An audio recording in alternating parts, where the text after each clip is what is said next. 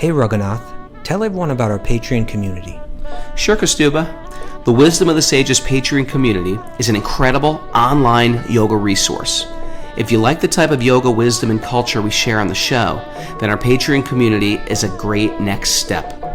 This is a listener-supported podcast, and any level of sponsorship will unlock a wide range of live and archived classes, talks, and even workshops. Raghunath teaches, I teach, and we have a host of other excellent teachers on topics ranging from yoga philosophy, asana classes, storytelling, Ayurveda, kirtan, cooking, meditation, and a lot more. We even have an incredible online Bhakti 12-step recovery group.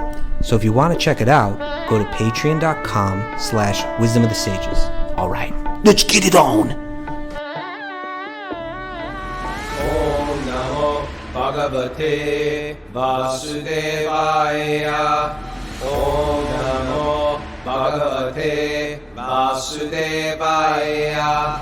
Om Namo Bhagavate Vasudevaya.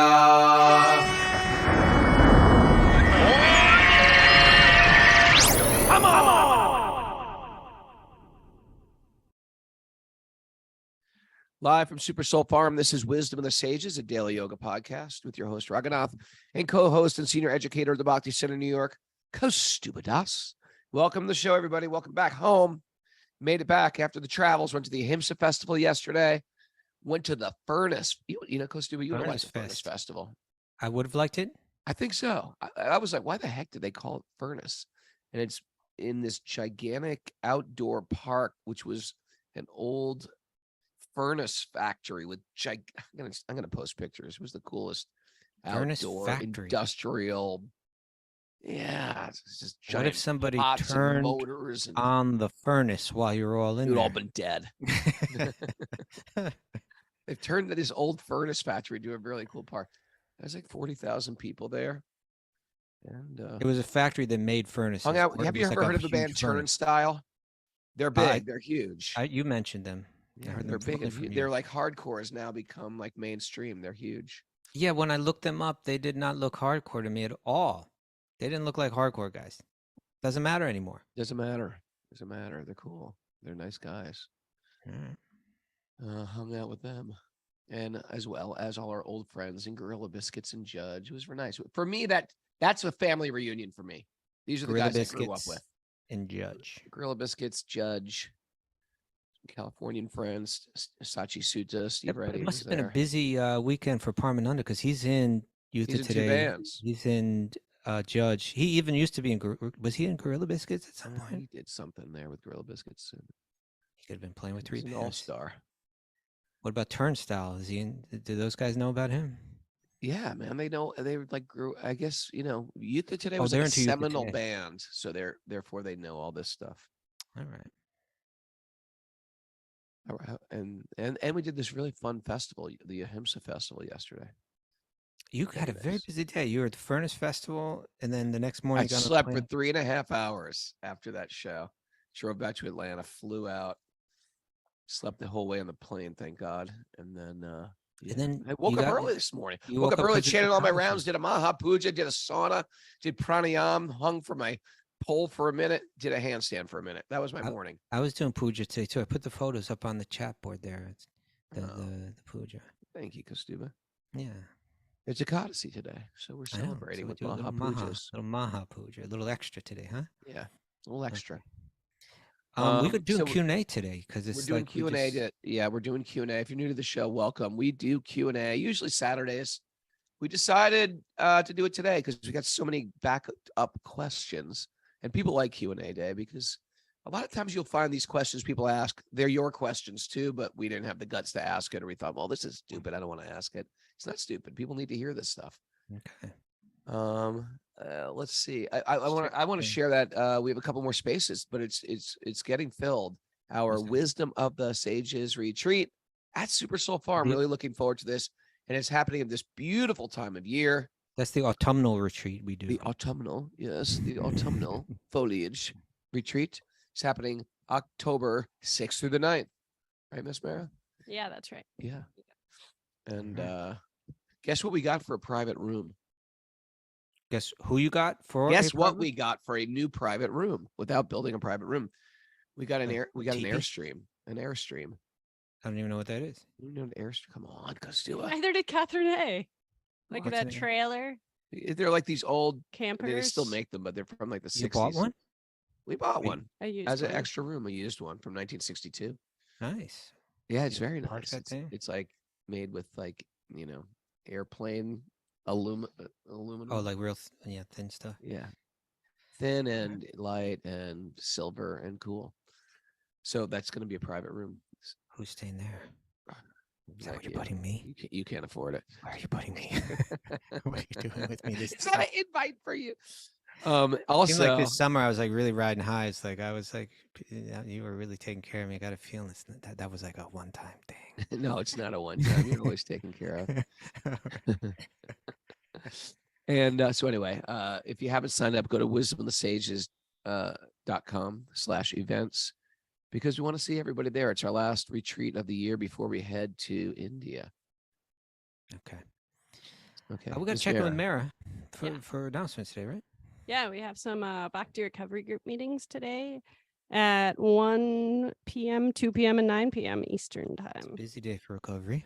Yep. It seemed and- like they had a great recovery oh, in Retreat, Alachua. retreat in Alachua. We got to hear Totally from forgot Jiva about that. You should get an update.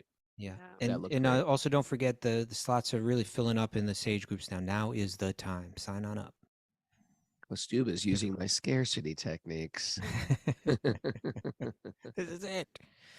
This is the Okay. last one. It's a Kaddishi. It's an auspicious day to join a Sage group. Okay. Hey, what about the Budget Purnim? Give a set of Bhagavatams. Still time. You know what? I haven't done that. Like I still got to do that. I'm gonna I do that didn't do it today either. on a Kaddishi. I'm gonna do it.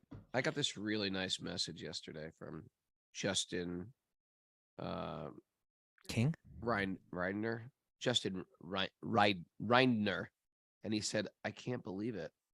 He just said, Read into the mic, Grogu.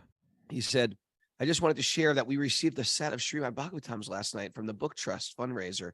It was an absolute Krishna miracle that it Already? appeared here exactly when it did. And I am still overwhelmed with gratitude that it arrived on our doorstep in the first place. Emily and I held each other and just cried for a few minutes when we realized what the big heavy box we found on our doorstep was. Oh, that's so Anyway, thank you for making this opportunity known to the podcast and sharing it with us. good. Now, Is the best way to reach out. Is there a best way to reach out to thank the people? So what people are doing is they're donating some change money someone's life. to get a set of Bhagavatams, and some people don't have the money, and they just put in a request to that same phone number, and then they match the donor with the receiver. If you And if you this want, is the great thing about Justin and Emily is like these guys listen to the podcast. They're eager to hear the Bhagavatam. yeah, We're not just sending them out to anyone. We're sending them out to eager souls who want the Bhagavatam. So if I you would want to say donate one, yeah. or if you want one, Mara, what's that phone number? Malini +1 669 289 5563 All right. she's on waiting WhatsApp or around. text message. Sorry, Costu, I cut you off. What were you saying? Well, no, I was just gonna say yeah, or if they want a set, they could write to us and we could share it. Write to wisdomsages108@gmail.com. Say I want a set. But if you want to donate one, or if you want one, the more direct method is to go straight to Malini. Call Malini. I got a question. What if you want to donate one, but you also want one? You can do that too. But isn't that just buying one? No, it's not. You're donating it to yourself. No, you donate it to someone else, and then someone will give one to you. That's sort of the same thing. It's not, Rogan. There's some magic energetic That's right, yeah. exchange It that has I'm to do with the missing out on. externally. It's the same, but internally, it's very different. All right. Okay. I believe you. I believe you, Mystic Man. All right. All right, So let's get on with the show. let's do it. You got a question? Yes, I do. Mara's typing something mystical. Yeah. Mystical Mara. Okay, here's your questions. You know what? I've lost my voice a little bit. Really? You want me to read it? Mara, why don't you read it today? Read Mara, this one. read it. Mara. Okay. This is from Laminia via Laminia. the Discord Laminia. thread. So Laminia may or may not be their actual name because this has come Yeah. from Discord where everyone has their own special name. And Well, sorry wait if a I second. pronounced Wait it. a second. Laminia, you're saying they're going to change their name to Laminia? Maybe. On Discord, you to could come up with all to kinds throw of us off. Well, they didn't change their name. It's like you have to have a handle. Oh, like the that's way you do their on handle. yeah, it's a Instagram. handle. Media It's is their like you could be handle. Shaktipad Monkey on on Discord. You could be anything. you know? Yeah, exactly. Yeah, Lamini doesn't sound like a real name, does it? That's All what right. I'm saying. Lamini writes, Haribol, friends. So I've been practicing seeing and loving Krishna everywhere at all times, in all things. I Beautiful. constantly remind myself that I'm navigating a field of Krishna's energy and that everything I perceive is emanating from him. Beautiful. However, as someone who lives in urban America, it's quite a challenge to maintain this outlook as I go about my days. Not so beautiful. I see so much ugliness in the city. I see that the majority of people are unhealthy and unhappy. Mm. And I watch society encourage this all, keeping people in illusion and suffering. It's true. Additionally, it seems that my efforts and attempts to encourage others toward truth are constantly being squashed. So here's my question. How is it still possible to perceive and love Krishna's presence in all this adversity? How do I view the sick, backward state of the world without falling into despair myself? Thank you for your time and service. I appreciate all that you guys do. Okay, it's a special K. Let me Good take a shot question. at this first. Okay. Step back. Raghunath's going to handle this one. I got this. I got this, Laminia. No, I was just thinking about this. You know, good question. Gets overwhelming, and you can really meditate on what's going wrong. But let's like zoom into Laminia's life, or to my life, or to your life. What was like the lowest point in your life? And you don't have to tell me. I already know it. But no, you can tell me the lowest point asking of your me? life. You Some asking me horrible. specifically, or No, I'm just or joking. people I'm just saying. Okay. I'm just saying. You don't have to say it, but everyone's got some very dark part of their life. Okay. And you could sort of meditate on that, and by just focusing your life, your vision, your attention on that very low point in your life, we could say, well, this low being, Laminia, how horrible this is, or this low being Kostuba or Raghunath Mera, how horrible this is. But the fact is that doesn't show the greater reality of your existence, Kostuba.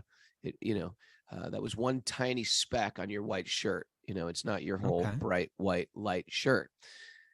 In the same way, culture also goes through dark and light times. And especially in a city, especially in Kali Yuga, it's so easy to be overwhelmed with a dark time. But light or life rather is on a long continuum. And in the same way, there's paranoia. The world's out to get me. Everything's bad. Things are looking like I'm in trouble and people don't like me. There's also this concept of pronoia. Pronoia. There is a force. The universe is out to lift me higher and higher and higher. And sometimes we go down a little only to go higher. And so in the biggest picture, even people doing horrible things, or even nations doing horrible things, or horrible things happening, or people acting bad, it's not the bigger picture of reality. Bhagavan, God, your higher power source, is reclaiming everybody and putting them through what they need to. Sometimes my mother, I refuse to get my hair brushed. So my mom used to say, Father, brush his hair. It hurts sometimes when they do it, right? When they brush your hair. My mother couldn't do it, so my father would just grip my face like he's like gripping a baseball about to pitch in the World Series. He'd grip my face and he just like comb my hair. Now, it wasn't because he didn't like me; it's because he loved me. He wanted me to go out and look nice and stuff like that. And sometimes we're getting gripped by the material energy, or we see the material energy gripping, but it's actually there is a greater good there. Don't look at everything as it's frozen in time. Things are changing. People are changing. And to the degree that I focus on the darkness, I'm going to stay dark myself. Keep loving Krishna and reserve some time. Like they start this thing by, I've been practicing seeing and loving Krishna everywhere. Stay there. Oh. Stay there, and that will inspire everybody around you. Okay. That is all. Thank you, Raghunath. Yesterday I went to the Bhakti Center. Yes. Sri Prahlad Love Prabhu him. was giving class. We had him on the show. Rare souls, a person like him. Right. Just, grew up a devotee, was like had a hit record when he was 5. Devotee record. contributed to the Jet Setter French release of the devotees who were imprisoned by the KGB in communist Russia. As a little kid, he did that. He did that as a little kid. Yeah. Then traveled the world with deeply advanced devotees in Vrindavan, and trained in Vrindavan and Mayapur. Not ordinary people. You know, cultured, intelligent, soft-hearted, devoted, learned. You know, so many wonderful qualities. So he gave a class, and this class just had my mind going, just like working. You know, it was like that. That's, and again, you know, that's the, when I here's something that it's just something that I think is worth people considering, is that I consider a great speaker not necessarily someone that goes out and finds something esoteric or unknown and then brings it to you and is like, look at me, I know something that you don't know. You know, sometimes it's a little bit like that, right? Not that we don't want to learn things that we didn't know before, but when I really, the speakers that I respect most, they're speaking on the same things that we've been reading thousands of times, Bhagavad Gita, you know, like the same points, but they go deeper into them. You know, and when they speak about them, you feel you understand that better than you ever understood it before. And I was having that feeling when he was speaking, and it relates to Lemania's question here. You know, we get a lot of questions, Raghunath, right, about, okay, I'm practicing bhakti on one hand, you know, and it's beautiful. There's the temple, there's the chanting, there's the kirtan, there's the deities, there's all this nice stuff. But then the world that I'm living in is very different than that. The people that I have to associate with every day, they don't have any of that mood or that spirit. And when I walk around, you know, my home or my workplace or my city or whatever, I'm dealing with a whole different energy, and this dichotomy is just hard to deal with, right? This is the first point I wanted to get into, and that is this: that when a devotee has prema, or when they have love for Krishna in their heart, when their heart has become situated that way, they're one holistic person, whether they're in this world or in the spiritual world or whatever. That love will manifest, that same love will manifest in different ways according to where it's shined or where it's pointed, right? So in other words, the pure devotee of Krishna, when they see Krishna on the altar in the temple, for instance, then they cry a tear of love, right? A tear of gratitude. You know what I'm saying? That like their heart is full of this warm feelings of appreciation and love for Krishna.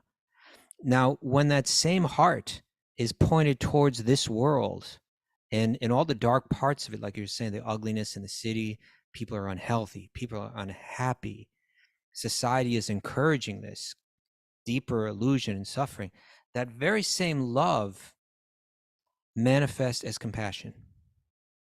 Okay, it's not like these are two separate things, like there's compassion for the living entities and the love for Krishna. It's one love, just pointed in different directions. Right. And if we really think about that, that really, really informs us about what, in other words, if someone has love for Krishna, then they have compassion for the people suffering in this world. It's not like they're two separate things. And if you don't have love for Krishna, or love for God, let's say, then your whatever compassion you may have is not complete yet. It's not complete yet until it's because it's one thing, right? It's one thing. And so when you're doing your practices of bhakti, approach them wholeheartedly. Approach them with optimism. Approach them, dive in. And then when you're walking through your city, not in your temple, but in your city, understand that same love that you're practicing developing in the temple is going on right here too, is going on right here.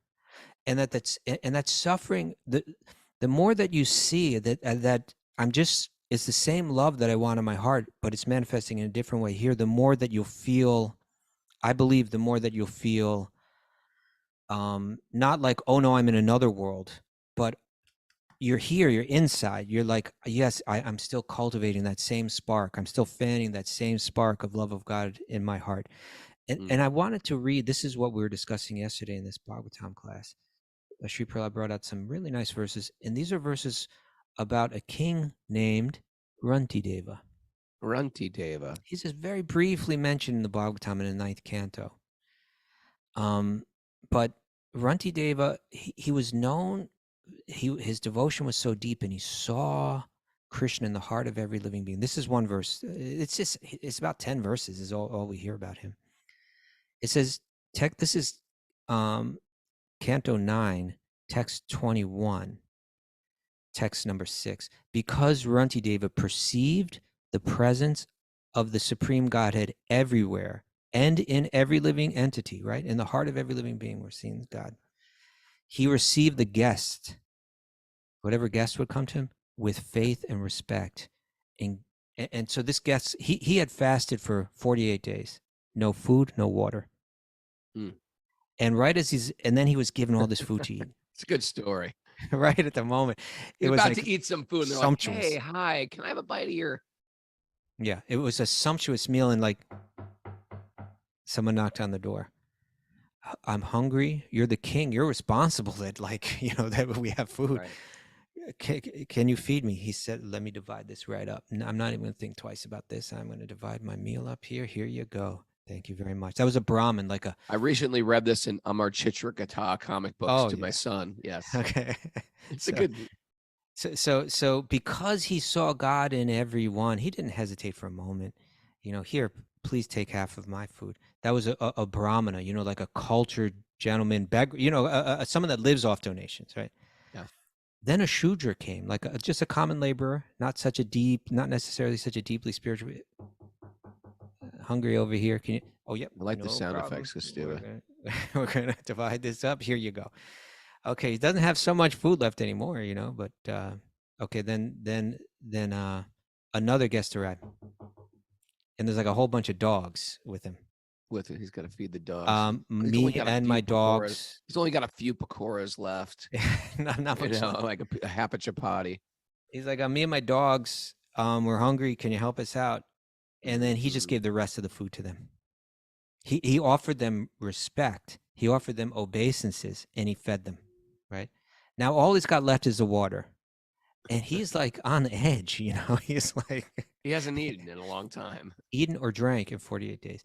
So thereafter, only the drinking water remained, and there was only enough to satisfy one person. Only enough water to satisfy one person, and he's just about to drink it.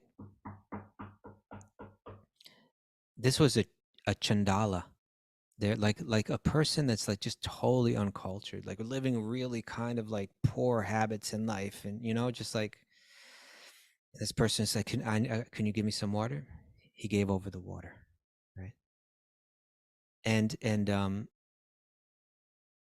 he said, aggrieved at hearing the pitiable words of the poor fatigued Chandala, Maharaj Runtideva spoke the following words to him. He said, I do not pray to the Supreme Personality of Godhead for the 8 perfections of mystic yoga. Don't want that. Nor salvation from repeated birth and death. I'm not even trying to find salvation, right? I want only to stay among the living entities and to suffer all the distresses on their behalf so that they may be freed from suffering. Yeah. And then he said this verse here, Raghunathan. Think about this, okay? By offering my water to maintain the life of this poor Chandala who is struggling to live, here it is. He's seeing the dark side. He's seeing the suffering. His love for God is manifesting his compassion, and he's acting according to that compassion. Now, Lamena was saying, how is it possible to perceive love Krishna's presence in all this adversity? How do I view the sick, backward state of the world without falling into deeper despair myself? You won't fall into despair when you're really giving. When that love is manifest and you're really giving, he says this. He says, by offering, he's just fasted for 48 days, and it's his body is shaking, right? And he's finally about to eat and drink, By offering my water to maintain the life of this poor Chandala who's struggling to live, I have been freed from all hunger, thirst, fatigue, trembling of the body, moroseness, distress, lamentation, and illusion. Okay, by when my love towards Krishna is there, I'm crying tears of love and gratitude. When my love towards Krishna is focused on this world, it's manifesting as compassion, and I feel inclined to respond to it. And when I respond to it, I'm not like, oh my God, it's such a dark world. I feel relieved myself of all my own suffering, of all my own fatigue, of all my own moroseness, of all my own distress. It's just that that spark has to become brighter and brighter and brighter. And you, even though you'll see it and you'll feel compassion, it won't wear you down. It won't make you weaker. It will actually enliven you to serve all the more. So I thought, Navina, what was it? Lamina Lamenia. mentioned, it seems that my efforts and attempts to encourage others towards truth are constantly being squashed. Mm. It may be just the way that the world is working right now, and your attempt is good enough, right? You do the best you can. It may be that you have to fine tune your attempts, right? It may be that the way that you're approaching people may be hard for them to accept, and you have to refine that. Or you never know. Like people try to attempt to get me into bhakti for years.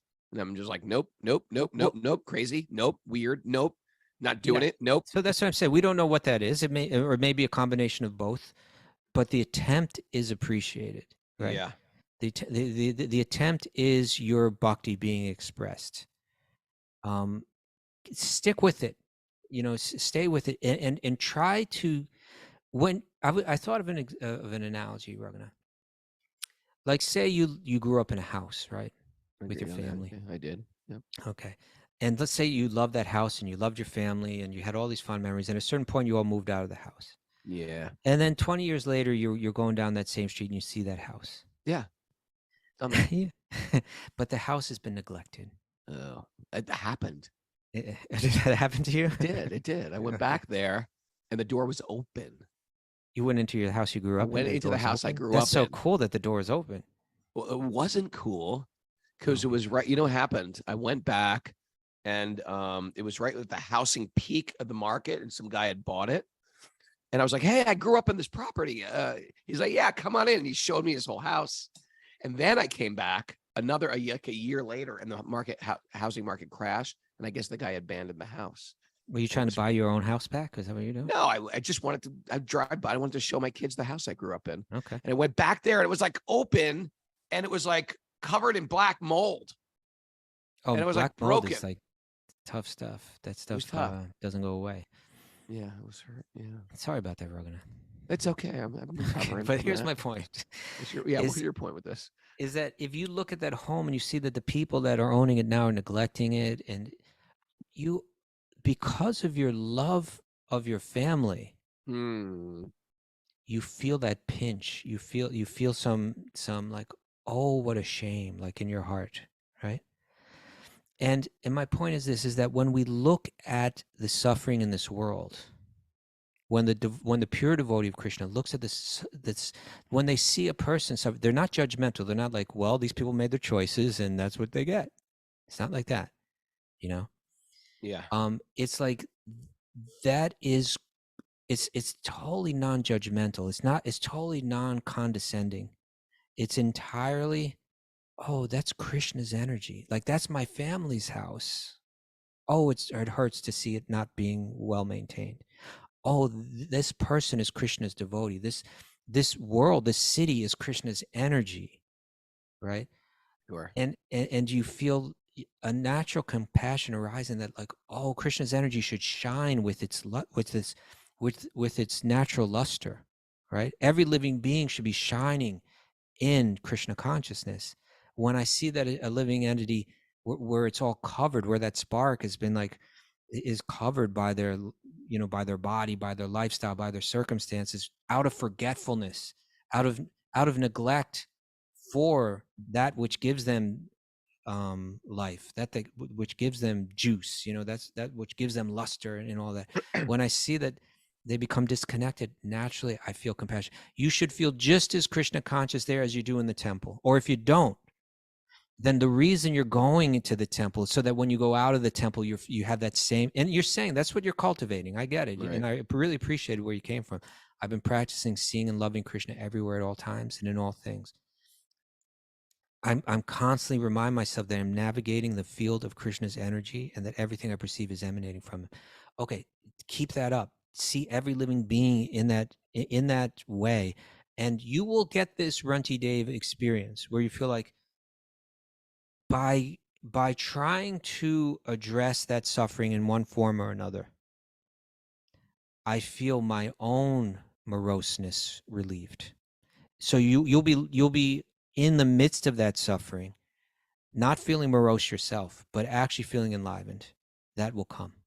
That will come. Right? As your spark burns brighter, you will feel that. Just gotta keep trying. There's also I wanted to mention because I was talking about it this weekend with my friend Mike. Mike Stone. You trying to turn people onto Bhakti, they're not interested.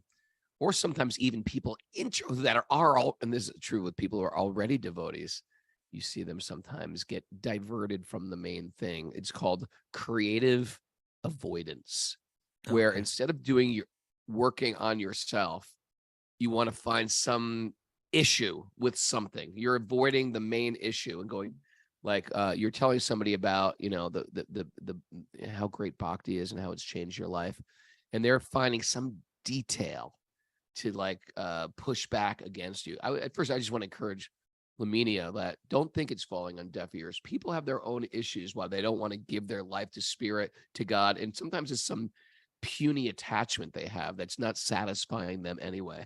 Yeah. Okay. Yeah, and there's, if people can't accept, like if you mentioned that your efforts, how did he or she express it? My efforts or attempts to encourage others towards truth are constantly being squashed. You know what doesn't get squashed? When you give them prasadam. What doesn't get squashed, yeah, it may get a little squashed, but not so. Even the creative avoidance people are like, well, we like prasad. Okay. When you give them kirtan, when you give them prasadam, find a way, find it in whatever way your efforts will be accepted. Find that way. Although I've used I've even used that. I'm actually eating their prasadam and I'm finding fault with their prasadam. Yeah, they probably use this refined sugar. Yeah, these aren't organic. A real spiritual group of people, only organic vegetables. Yeah, they're made. But still, if they eat it, they benefit. I know that now. I know that now. So nothing's squashed. That's my point. Yeah. Okay. Next question. Justifying our existence in Maya. All right. The next question comes in email from Adrian. We never know how to pronounce. Or Adrian or Adrian. Apparently, it's not like Rocky Adrian. It's not like that. Yeah, it's Adrian or something more like that. Adrian. My name is Rakunath.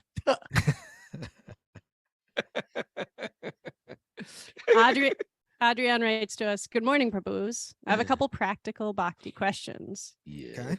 What I know is rudimentary, and I'm just trying to tighten up. Tighten it up. Everything I know of practicing Bhakti, I picked up on this show. So I will consult you in just this matter. All right. Okay. I have a small altar in a small apartment. Okay. I have no other option but to have my altar in my living room in front of an AC unit and next to a TV, although I don't watch it much anymore. My guess is there are other options. But it just... Okay, but please continue. My altar has some Bhakti paraphernalia and pictures of Radha Krishna and Lord Chaitanya. Okay. I'm wondering if I should keep the pictures covered when I'm not offering obeisances because it's such an open space where 99% of activities in said space are actually mundane. Mm-hmm. Should I treat the pictures as deities? Thank you for your input. You do that. I appreciate people setting it up anywhere they can. It's not like we all have maybe a big home or the private place. And sometimes people also don't know. Also, I stayed at a friend's house who doesn't know all like these details this weekend. And he's like, and I slept on his couch, and on his coffee table was a deity of Prabhupada that he worships. It was just like, sort of like, if you were to see it, it'd be like, this is just like on in the living room. I can't believe this is here. But there was something very beautiful about his innocence and his devotion come together like that. And even his bathroom had some deity things in it that he didn't know that you don't. You're in the going to be the good cop today. I'm going to be the bad cop. Okay. What else is new, Stupid? So anyway, I think it's nice that he's asking. I think it's nice, and I think even the old regime of my household, it wasn't like the altar wasn't so welcome in the mainstay of the house. So I had to do my puja in the closet. I did it like that for years. Do my little private puja in the closet. Now Mara's very accepting of the altar taking up a big chunk of the house. And things change. So you got to do what you got to do. But Krishna appreciates your devotion, my friend. Now, bad cop, chastise him. Well, here's my point. It's one thing if we don't know very much about this, and yeah, I agree with you, Raghunath. It is an expression of someone's desire to, one's devotion on whatever level it is, to have any manifestation of Krishna in their home. That's a good thing. But if you want to practice bhakti, right? I want to practice this right, and so I'm setting up an altar for that purpose. Then we have to understand what we're trying to do. It's not that we're just, you see, it's like this. It's not that Krishna needs our little offerings of incense or flowers or water or fruit or food, whatever it might be. Krishna doesn't need them. Doesn't. Nope. They he actually doesn't- come from him. I thought we All need that to stuff feed it's his in the Krishna 'cause first he's place. hungry. And so the idea is that the reason why we bring an altar into the home is the effect that it has on us, that we might purify ourselves. So traditionally, in the homes of the bhakti yogis, in their homes would have some altar, have some deities on that altar, and then there's a whole, you could call it a science if you want, you could call it a path if you want. They call it like archana paddhati, the books that show the steps, the paddhati, right? The steps that you take in order to practice archana, which is one of the 9 processes of bhakti. And the idea is that by bringing them to my home, everything begins to change. The home becomes clean because Krishna is here, right?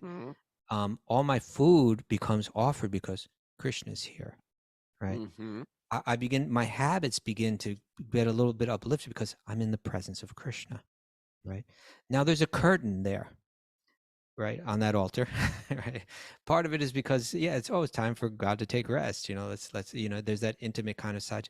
But another part is, yes, our mundane stuff should, like, say we're going to eat. We don't want to be casual.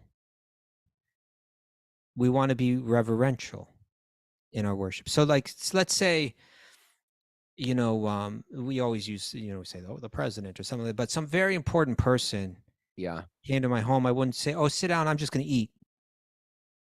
You know what I'm saying? It would be like, you go to the other room. I'm going to eat this. Yeah, if you would do all that you can to take care of them, and you wouldn't just eat in front of. It's like you don't eat in front of people. You don't eat. And so when we eat, we close that curtain, because this is the idea. We don't want to become callous. We're trying to become soft. We want our heart in every way to become soft to Krishna. Not like when your heart is very soft and you love someone, you're really concerned about their experience. And the whole process, and what you're saying, what he's saying, like, should mundane things are going on, should I cover them? It's what you're doing is you're putting yourself in the thoughts of God now, and you're becoming Krishna conscious. You're becoming Krishna conscious. That's what it is, right? That's what it's about. Yeah. And so I'll give you an example of how this works. Is like one time back when we had the Broome Street Temple, which, by the way, I popped in there yesterday. It's beautiful. Yeah.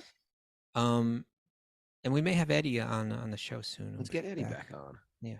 So it was the end of it was like 1:00 in the morning. We had some kind of festival, and there was some leftover drink that we just couldn't preserve. We didn't have a refrigerator there or anything. It was 1 o'clock in the morning. There was no one to give it to. Normally, we never want to waste any kind of prasad, but it was just kind of a circumstance where there's really no way. It was just going to go bad if I leave it here overnight. So, I had to pour it down the sink, whatever this drink was.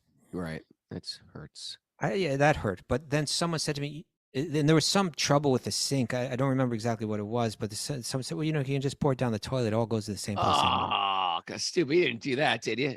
Well, here's my point. Even if it all does go to the same place, the point is the effect that it has on my mind and heart to do that. I can't do that. I never thought about that. I can't do that. Place. But try to understand the point that you're going to the wrong end. I'm going to the wrong end of your try to understand. It's all one, Kasuma. It's all one. So the point is, there's within the practice of archana, there's something called seva aparad. Seva means the service that we're doing. Aparada means it's actually contrary to the mood that we're trying to cultivate. Mm-hmm. So therefore, all the seva aparads that are there, different details in how we behave toward or in front of or in the presence of the deity in the temple. Mm-hmm. All of those are there. It's just like etiquette in human relations is there so that we're not callous to other human beings, right? So that there are different ways that we show respect that are there to help cultivate a certain sentiments and certain attitudes within ourselves. That's why we have the temple in the home, the altar in the home, so that we cultivate a softer heart. We cultivate a deeper presence of Krishna in our life. Now, if we put the altar there and we act contrary to that, we're actually making ourselves more callous, right? If we put the altar right there and we just watch television in front of the altar all the time, it's kind of like Krishna's like, hey, obviously you don't care so much, better that we close the curtain and watch the television when we're going to do that, because it's just too callous to do it right in front of him. Mm-hmm. You understand? Mm-hmm. And so getting back to we have this phrase in English, is nothing sacred? There's nothing sacred anymore. Is nothing sacred? Pour that prasad right into the toilet, Kastuba. Yeah, is nothing sacred, we say, because it's just like, something in this home one corner of this home has to be entirely sacred, You know what phrase I like lately people use? He's got one thing to do. He's got one thing to do, and he's pouring the prasad down the toilet. Okay. So here's my point. Okay. Is keep this sacred. It has no effect on you. It has no transformational effect, and it might even go contrary if you can't keep it sacred. Better to keep this sacred little altar in a box that you take out once a day and sit in front of, and keep that. If you're living around it and not keeping it sacred at all, you won't become transformed by it. Better that you keep it in a box that you put on a shelf, and then when you take it out, your whole conscience is like, this is sacred. Yeah, okay, I can get that. Somehow or other you have to keep it. It's not like we just do it because we're supposed to do it. Well, there's supposed to be an altar in the house, so I'm going to put it here, but I'm not going to live like I'm in the presence of Krishna.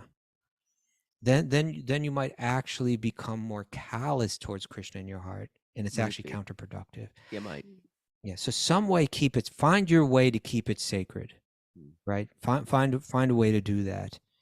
Try not to neglect it. Otherwise it's what's the word? It's slipping my mind now, but oh God, why is this in my mind? Niyamagraha. That we're following rules and regulations without even knowing why or how it works. Can I play the devil's advocate?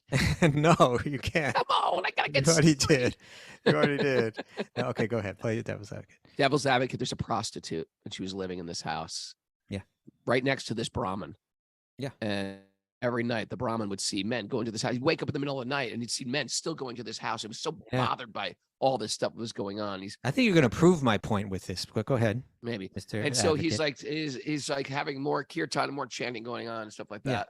And the prostitute she was in a desperate situation, and the Brahmin would occasionally come by and goes, "What are you doing over here?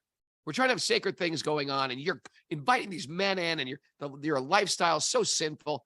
The prostitute used to go back and she goes, "I know, I'm in such a horrible situation. I'm in so horrible. I want to purify my consciousness."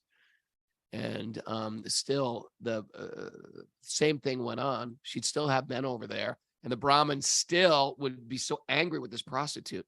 But as it's going on, she's getting more repentant. She's thinking of God more, and he's actually thinking of the material enjoyment that's going on in the brothel. Okay. And then when they die, Yamaraj gives her some higher birth because she's been meditating on how to raise her consciousness, and he has some lower birth because he's actually been meditating on the brothel. Your point being? What do you think about that? Well, how does that apply to what we're discussing? I don't know. Okay, so you're doing a great job as the advocate today. I can see Raghunath as a lawyer, and then the judge says, "Well, what does this have to do with what we're talking about?" I don't know. Story. I get how your story is kind of adjacent to our topic in a sense. It's adjacent. Yeah, because the idea is that it's really a question of where our mind is at. So even if the Prabhupada Murti is on the middle of the coffee table and we're eating Chinese food in front of it or something like takeaway, it's a really question of where our mind is at. But the point is with Archana, with this practice of Archana, it's a conscious effort to be formal in our relation to Krishna. You know what I'm saying? Yeah. That's the whole point of it, is that we want to reform our sentiments through how we behave externally in this context. And so if we create the context and we don't adjust in relation to that, then we don't actually transform. We actually harden those sentiments, or we neglect those sentiments, or maybe we even act counter to those sentiments. Therefore, we call it seva aparad. It's working against. It's working against. I'm training myself to become callous towards Krishna. If I don't adjust in that presence. I guess the answer is there's many answers. No. Well, Danielle writes. So, but again, in one sense, let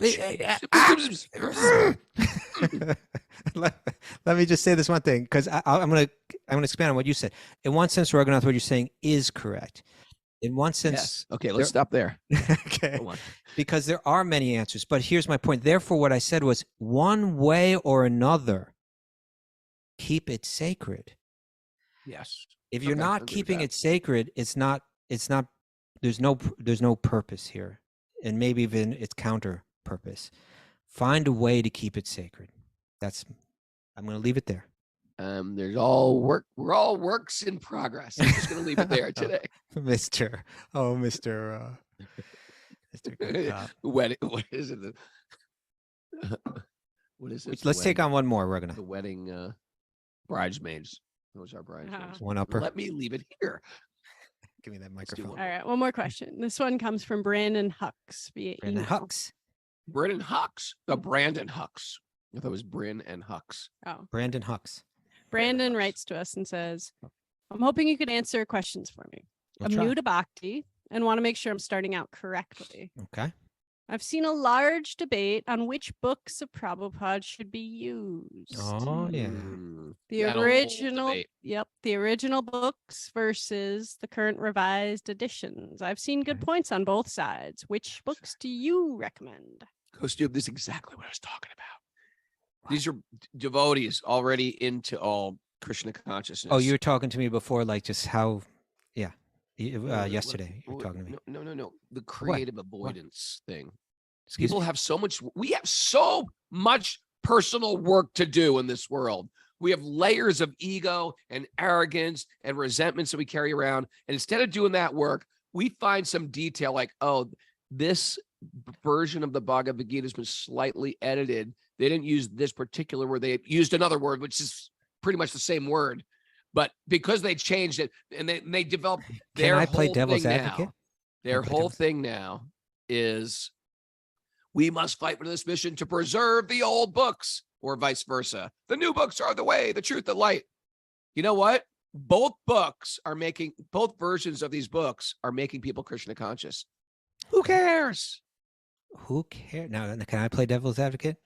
No, I'm going to leave it there. Let's just leave it there today. Okay, start the music. Very, very good, very strong point.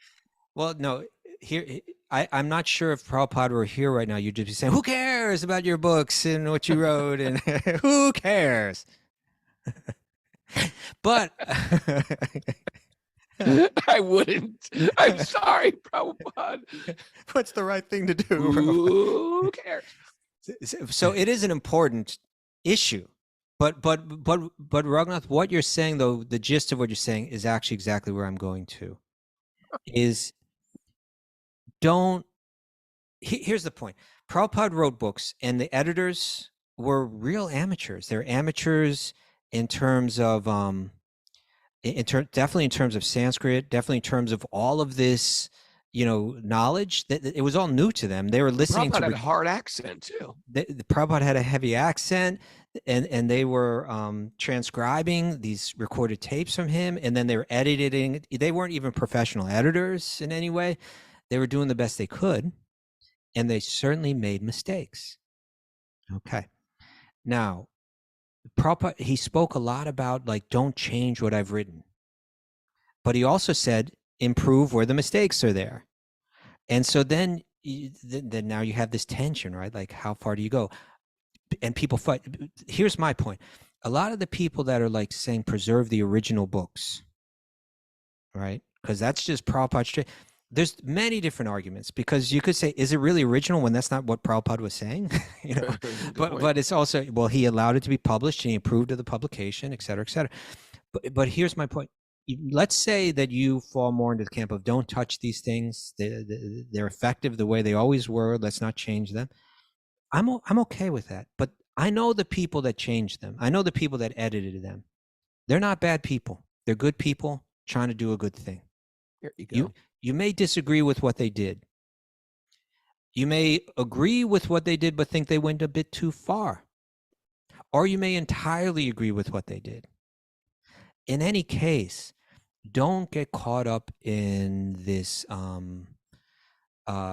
trying to drag someone else down or trying to point everybody. We all got this thing where we all want to be the one that's exposing what's wrong in the world. It's creative Just chill on avoidance to stop working on my own personal Maya. Yeah, and I agree with you, Raghunath. Either one of these books that you read has plenty in it that's going to help you understand I'm not my body. I'm a spark of spiritual energy that's eternal.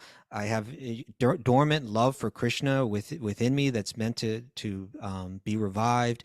That is revived through the 9 processes of Bhakti. That I should see the soul in every living. On and on and on and on. You're going to learn everything that you need to learn. You can learn everything that you need to learn from either editions of those books. So let's not creating problems in your mind. Yeah, if you want to come forward with a sober, respectful presentation of why you appreciate one or the other of these sides of this argument, that's fine. That's fine. Really, and then do all that stuff we were talking about last week with those Daniel Dennett. Really try to understand the other side, be able to articulate their side better than they can say it themselves before you give any kind of critique. Apply all that kind of stuff. Let me try to understand why they translated this the way they did, why they went and edited it the way they did. Let me be able to explain exactly their reasoning, rather than just say, oh, they're demonic, they want to change what Prabhupada and they don't. I just don't have any time for that kind of thing. I'm too old to fight these So stupid petty battles. Yeah, Why? Brandon, You think once we get into spirituality, we'll drop all our pettiness, and sometimes it just increases. Come on, you're wearing me out, people. You're wearing me out. Can we just grow up? We have to solve everything. We have to figure out everything. All right. So, Brandon, I appreciate the question. You know what? I'm going to leave that up to you, which ones, but you feel confident with either of them that you will be receiving Krishna's mercy through them, Krishna's instruction through them, Srila Prabhupada's grace through them. Have no doubt. Have no doubt. And just don't get caught up in the whole criticizing battle thing. That doesn't. Have you ever heard that you're more? This is completely off the subject. Good answer. Have you ever heard that you have more of a carnal appetite on Ekadasi? Have you ever heard of that? I think there's something with the moon, and that's why we fast. I think to challenge that carnal appetite. Right now, I'm ready to eat a vegan horse. I'm so hungry right now. I don't even know what it is. When you say carnal, you mean like you want to eat meat, or just no sensual? No, I want to go to a carnival. No, it just means like through your body. You want to enjoy through your body. Like we're fasting on Ekadasi. We're eating less on our body. So carnal means like through my body, I want to eat something. Okay. I don't want to eat a horse, a vegan horse. That was my clarification. I suppose people may feel that way if they're fasting. It gets you thinking more about eating. But it's only 9 o'clock in the morning. I you feel that way today? Today's a half-day fast, because tomorrow is the Varaha. Because we do the half-day fast. That weird? It's that peculiar one? that weird that weird astrological fix every year we get stuck All right, with. so what is that? That means a half-day fast today? That means today you fast half-day for tomorrow's holiday. We eat because you have to break the fasts tomorrow morning. You have to break the Ekadashi fast tomorrow morning. So you all right, so it's Ekadashi today. We're following Ekadashi all day today. And a half-day fast. And a half-day tomorrow. fast. For tomorrow. I've already broke that. Chewing on some ginger right now. That's medicine that doesn't break the fast. Raw or ginger? Even if it was sauteed. All right, we did a Q&A, brother. We did a Q&A. That was pretty good. Thanks, everybody, for joining us. Q&A Monday, we call it. Q&A Monday is our new Monday. We used to have Makeover Monday. Then we have Q&A Monday. Then we're going to have Terrible Tuesday. We're going to talk about all the terrible things that have happened in our lives. Portraits of Krishna's mercy. Therapy Thursday, how we're dealing with it. Oh, that's a good one. Therapy Thursday. I like and then Friday, you're going to be a little careful. Friday, be a little Friday. careful with talking. Hare Krishna. If you want some alliteration. Friday. I want to get people together, make friends. Saturday is going to be. But people are asking about photos. You know, photos, it's one thing to have an altar that you're practicing making offering, and it's another thing to have a photo in your home, too, or like a painting or something. Hey, if your photos are your altar, then you put it. I like your idea of like put it in a box and take it out. And then paint pictures on the wall. And then have pictures on the wall. Yeah. Wear a t-shirt. Offer it to your t-shirt.